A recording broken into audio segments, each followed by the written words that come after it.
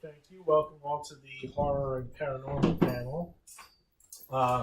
So first, we'll go around. We'll do who we are and what we write.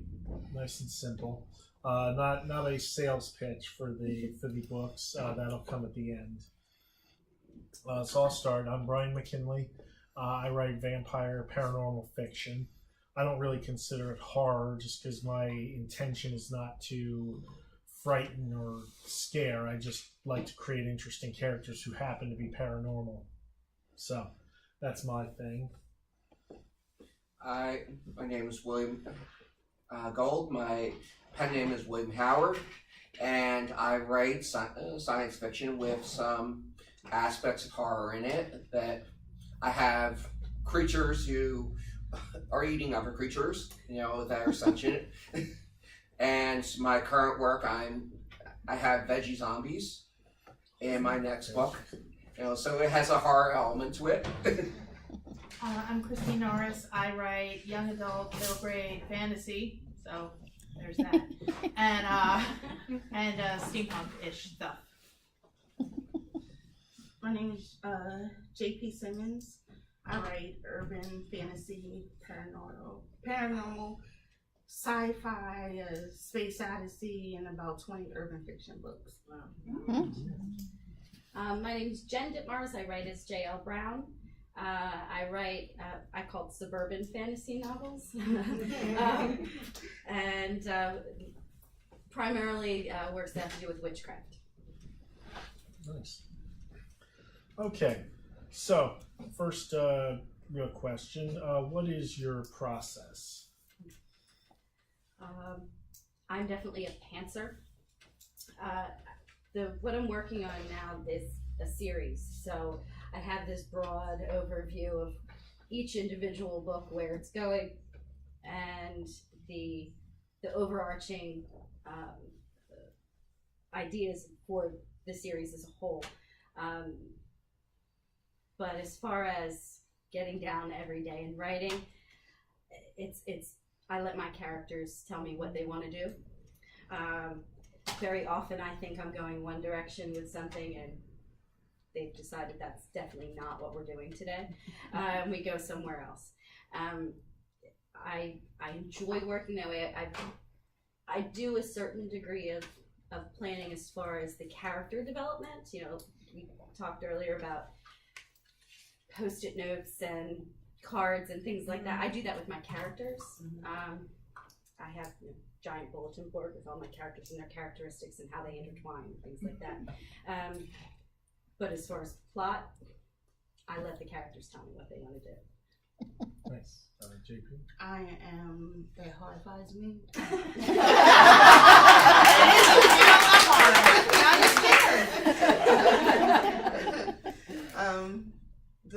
I have such a ridiculous process. Like, I go by 8,000 notebooks and postcards, and my house, all the paintings and mirrors are down, and there's nothing but poster-board and stickers, so it looks like a crazy person's house, and it's like different stories going on. So I'll write on the refrigerator because I got an idea for a story, so it'll be a big poster board, and then I yell at all my family to don't touch my stuff.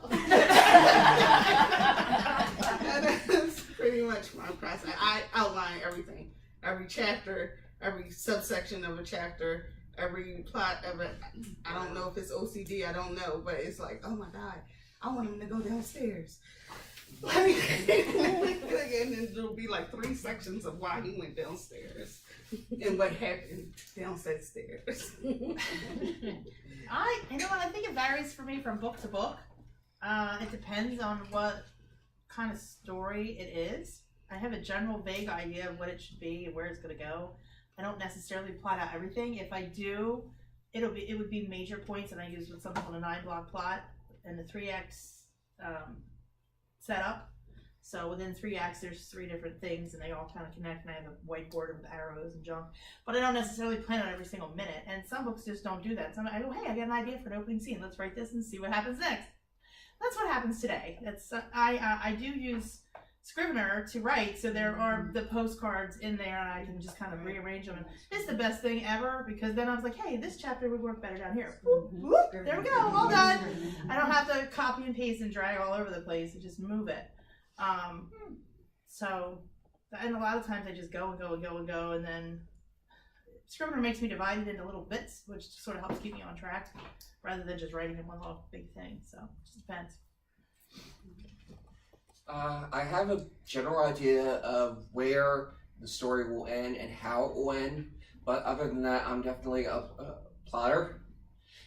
I write using a stream of consciousness, and whatever comes out, and it starts out as like this huge, like, wibbly wobbly ball. And I have to gradually like chip away to find like the story inside. And that was basically the experience with my first book, that I just wrote like a short history of like the Venusian galaxy. I gave it to my editor, and she was like, what is this? Where's the story? Why are these people mad at each other? Why is this person fighting? And she like guided me to just tell one story and just reserve like the 15 other stories I had in there for like future books. I find that too. Like if I write out everything, I'm not as concerned with. When you want a semblance of order so that it has a beginning, a middle, and an end. But then I go back, and that's where all the magic happens. Because you put everything on the words, and you can't edit nothing. So when I'm reading it, I say, "Oh, this doesn't work. So let's take this out." But I don't know that it doesn't work if it's in my head. It has to be on the picture, on the page. It has to be on the page. But the biggest problem I have is like I get so attached to like a particular storyline, and it feels like one of my children, and I have to like. So you have the cut file. I have to put up my child for adoption, and cut it out of the original story, Save it in a file for another day. You'll always find forever. a place for it eventually. If it's good, you'll find a place for it. I think it was Laurie Halse Anderson who writes young adults, wrote Speak, if you've ever read that book. Winter Girl's very good writer. But she's like, she says, when I'm writing a first draft, I'm just shoveling the sand. It's when I'm editing that it becomes a sandcastle. Yeah. Nice. So I'm like a couple of the people up here. I'm a plotter. I write outlines. I fill in the outline. I figure out as much as I can, because basically my goal is to do as much of the work before I have to sit down and actually write and put. Because once I start writing, then to me it's like pouring concrete. It starts to set, and it gets. And I don't want to jackhammer it up and edit and do major revisions later. So I want to get as much of the story and the character out of my head onto the page in outline form, where I can quickly and easily move things around, rather than after it's already written into scenes and I have to carve out big chunks and whatnot. So that's how I am. I'm not quite as bad as JP with with the stuff all over. With me, it's all in Word files, sitting on my computer. Community where people who I'm super glad that works for you. It's all right. But I find like if I did that level of outlining, I'd get to the end and I'd go, oh no, I don't feel like writing the story. I'm bored. I already know it's gonna be over. It's the same conditions. It's just varying degrees of seriousness. Okay. But yeah, no. So I give myself permission once I start writing.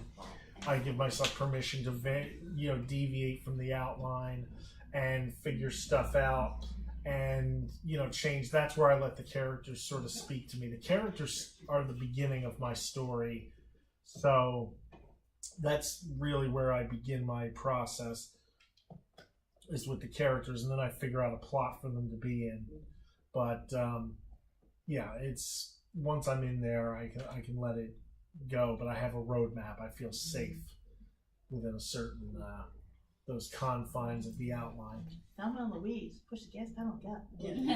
See, I can't do that. To me, it's like I would just end up off Yeah, you drive off the cliff. off a cliff somewhere. Yeah. Don't forget your Is that able to keep you more detailed Yeah. and more suspenseful? It does help with the plot, because I can see I can see where there might be potential problems. Like, oh, okay, I've got a good like 3-chapter section here where nothing much of interest is taking place, or there's not enough action. There needs to be something needs to happen. I'm going to move this event up a little bit so that there's not so many lulls. Things like that. I can see the story a little more, and I think that for me helps with the pacing. And if I'm trying to write suspenseful novels. But then, like I said, sometimes in the midst of writing a chapter, I'll figure something out, and I'll go, oh, that would be really interesting and more. So I'll add in suspense where there wasn't anything before. I'll figure out a way to make a scene more interesting. I'm just beginning trouble.